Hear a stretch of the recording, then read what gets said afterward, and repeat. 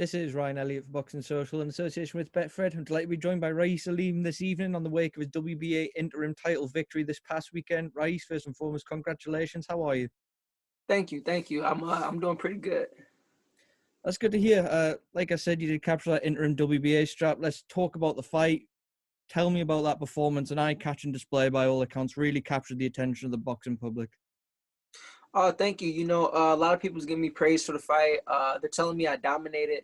Honestly, in the moment, I didn't feel like I was dominating. I felt like I had the upper hand, but I was just zeroed in and focused. Pasillas, he's a hell of a fighter. Comes from a huge amateur pedigree, accomplished pro. He's a dangerous fighter. So I was just focused the whole time, and I'm glad I got the job done. As you mentioned, Pasillas was seen as a dangerous fighter. You handled him incredibly well. There was a lot of talking before the fight, which is something I wanted to go back to. He was saying he was going to knock you out and stuff like that. Did you just block all of that out before the fight? Did you pay any attention to all the things that were being said? Yeah, no, I didn't pay any attention. I don't listen to interviews that he was doing and this and that. Some people were saying, oh, he said this and he said that, but honestly, it's like I got calluses in my body. Like I don't, that doesn't faze me. It is what it is, because at the end of the day, when that bell rings, the ref can't save you, your coaches can't save you. I got you for 12 rounds. It was the power that impressed a lot of people during this fight. Was it on your mind to put the exclamation mark on this performance to not only win, but to impress people as well? Oh, 100%. I feel like a lot of people are sleeping on me. I feel like they have for a very long time. I've always been the underdog, and that's the hand that I've always been dealt, and I'm okay with that. But I didn't just want to win a close fight, a 3-2 split, or I just barely won. I want it to be a clear victory. I'm very blessed and grateful that I not only got the win, but I also got a stoppage. Now, I appreciate it's a bit of a weird time right now with COVID going on, so there are certain restrictions where you can go and being able to celebrate and stuff like that. But in terms of the reaction back home with friends and family and your social media as well, what's it been like since the fight? Oh, it's been crazy, overwhelming love and support, from people all over, especially my hometown back in Muskegon, Michigan. Just a lot of love and support from everybody. I have a daughter who lives out in Florida. That's probably gonna be like my highlight. I'm gonna go out there, spend some time with her, hang out, and then I'll be coming back to Vegas, getting back to work. That's something I want to ask you about, Raeese. Fatherhood. Since you became a dad, how did that change your mindset as a fighter, if at all? Has it made you more hungry in your career, do you think?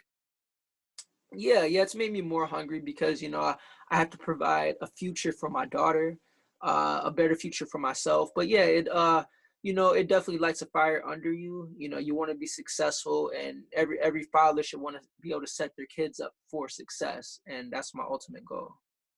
Now, of course, on Saturday, you did share a bill with Stephen Fulton. We saw him crowned WBO champion at your weight. Did you see that fight at all after your fight was finished? Yeah, yep. I watched that fight. He put on a phenomenal performance. He came out with a different plan than what I expected, which was actually very smart. He beat Angelo Leo at what he's best at, So that was very impressive. A lot of punches thrown. It was a great fight.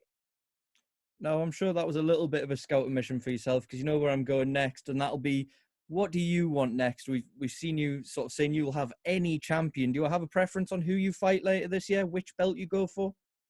Well, I mean, honestly, Ahmad Ali has two of the belts. He has the super belt. He's yet to defend his title. I don't know what's going on with that, but it's like, what's up? Let's get the deal done. I got the pens and the contract. We can make it happen. I believe I win that fight. Great matchup through my eyes, but also Lewis Neary. I would love to fight him too. Brandon Figueroa, Stephen Fulton. I believe I can beat all these guys, and I just want that opportunity. I was there the night that Morojo and Akhmadaliev won them two belts out of Miami, I believe it was. Since that fight with Daniel Roman, did you see enough that night to know even then, I want that fight right now, I'll take those belts? Well, yeah, before they fought, I wanted to fight Daniel Roman. I felt like I could beat him, and then he lost a close fight to Akhmadaliev. That was a great fight for both of them. True champions, two warriors. Uh, you know, Ahmed Ali looks strong. Another fighter with a huge amateur background, but you know, I believe I have what it takes to beat him. Out of all those big names that are now out there for you after you pretty much put yourself in the shop window for these big guys with that statement win, which one do you think is the most realistic for you? Honestly, I mean, I feel like they're all makeable, you know. But that's only through my point of view because I'm willing to fight them all, you know. So which one of them is willing to fight me? That's the question. You know, I can't really answer that. You know, I don't know. Just a couple more from me before I let you go, Raeese. The next one would be obviously you've got that interim strap on your hands. You're on the verge of such great things as well. In your career, what is it? What is your end goal in your mind? What would you be happy with achieving during your career from here? Well, the short term goals is to not only win the world title but to defend it. And then, you know, it would be amazing to be able to unify at the 122-pound division. And then I'll be exploring opportunities to move up in weight, 126, 130. You know, I would love to end my career at 35, maybe pushing 40, but you know, we'll see. I'll definitely be exploring other options. But first and foremost, I have to win the world title, and then I have to defend it. Now, while you've been doing your training in Vegas, I saw a few months back you were down there at the Mayweather gym, and a certain Floyd Mayweather did actually stop by. He was there while you're going through your paces and training in the gym. What was that like having Floyd stopping by? And did he have any advice for you or anything like that? It was great. You know, we're actually from the same city and everything like that. It was great. You know, a few pointers, a few this and that, and just you know, just being around him while you're working out in the gym, while you're sparring. He's in the ring.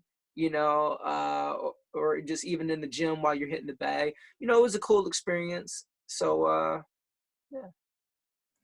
No, in terms of Floyd, I seen Devin Haney came out the other day and said when he is in the gym and there's fighters training around him, they're watching Floyd Mayweather, and at 43, he's still training like he's preparing for these top welterweights. Is that what you were seeing from Floyd as well? Was he still in fantastic nick down there in the gym? Yeah, yeah, you know, he was in shape. He didn't have the beer belly going on. You know, he wasn't sluggish. You know, he touched the bag a little bit. You know, it's probably like you know when you're a fighter, you always be a fighter. You know, when you're in the gym with hungry lions, you just kind of want to touch the bag and do little things. So it's great. You know, he is an inspiration to people. You know, the way he takes care of his body, the way he carries himself inside and outside the ring. Now, Raeese, I appreciate you got a lot of media to do today, and you have just got off the back of a big victory. So I'm going to leave the final word to you. For all those that got behind you, sent you really nice messages since you picked up that strap on Saturday night, what would you like to say to them?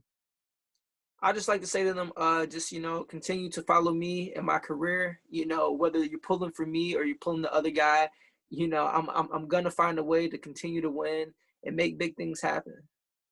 All right, Raeese, thank you so much for your time. Best of luck with the rest of your media duty, and then enjoy your time off as well. All right, thank you.